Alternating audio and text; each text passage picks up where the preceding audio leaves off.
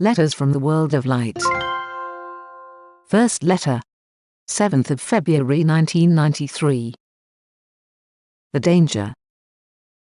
Dear people, I write to you from the high spheres of the heavenly cosmos. I am one of God's messengers of light. My name is Gilbert. As a messenger of light, I have the task of watching over your planet and to support everything that is within the terms of our eminent Lord. Understanding the existence and the assignments of messengers of light comes closest to your notions of angels. Many of you believe in the existence of angels or the existence of similar, positive but nameless figures.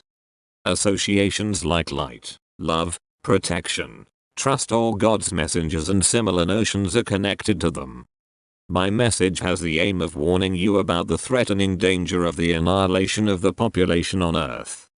Besides, I also want to tell you what creates this danger and what you can do to avert this terrible situation as individuals, with others and with us.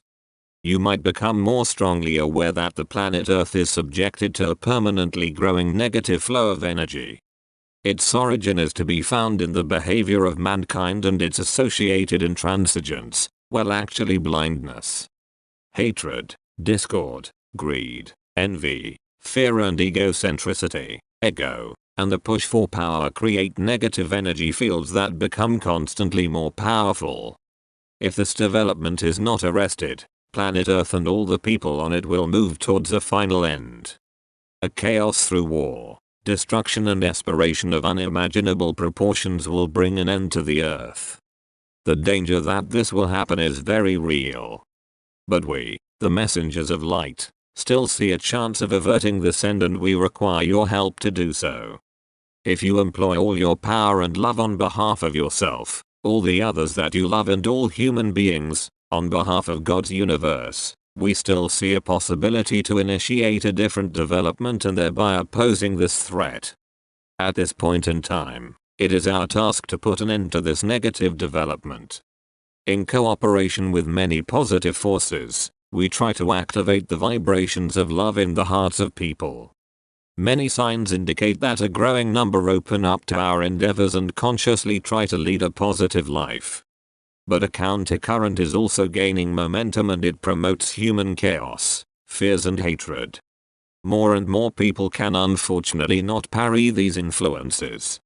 It has already been established that the planet has to expect a God-willed transformation if the receptiveness for negative energies continues. Mankind may not neglect to see itself as a common force field and accordingly bear the responsibility. If the repolarization of this force field fails and the positive vibrations are not achieved, the divine, final transformation will inevitably eventuate. We, God's servants, endeavor with all our might to utilize this tiny chance and to convince you that your fate lies in your hands. Let's hope that together, we can cancel the finality of this decision.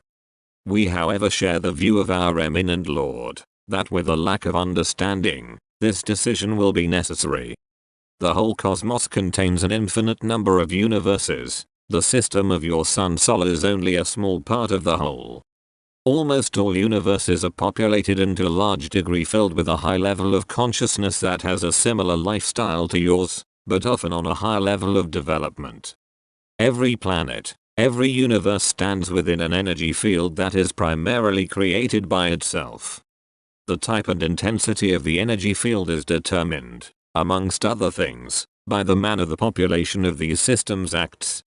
As energy generally spreads in waves, the energy fields of every planet pulsates into space. They encounter and influence one another and therefore influence life on other heavenly bodies. You are probably not aware that the hate-induced vibrations that spread in concentric circles from the Earth into space represent enormous disrupting factors within the harmonious overall vibrations. It is regrettable, but the Earth, with its negative emanations, stands at the very top within the universe. If the huge potential for hatred is reduced, a fundamental change in the Earth's aura will become apparent. But we cannot achieve this without your constructive assistance. Please be open to our endeavors and recognize the attempts of other groups that want to help you on behalf of their cosmic friendship. One of these groups are the Santina, and they try, through the creation of crop circles, to give your planet the impetus to think in new directions in order to make a beneficial contact possible. The results, apart from a few spectacular incidents, were unfortunately not particularly successful. A new attempt to shake up or even expand people's consciousness is planned for the end of this millennia. The rescue crews of the Santina will materialize at various points on planet Earth. That is to say, these human beings of a high level of development will be visible to everybody.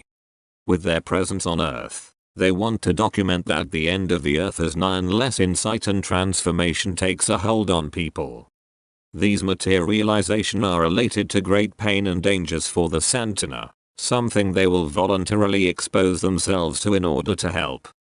If these demonstrations should not produce a lasting, changing effect in people's hearts, the beginning of the catastrophe can be expected. It can be expected during the course of the next decades. To determine the exact time for day X is up to God. It has already been determined that this point in time can no longer be cancelled once the point in time has passed where the hearts and heads of people had to show a positive change. If it should come to this, we, the messengers of light, have to discontinue our activities and withdraw from planet Earth. The bulwark against an evil flood of hatred, discord, greed, envy, fear and egocentricity, ego, will be abandoned and a wave of chaos will flood over mankind. We must then observe with a heavy heart how mankind mutually destroys itself and how nature collaborates in order to finally free itself from its rapists. The laws of our eminent Lord are eternal and final.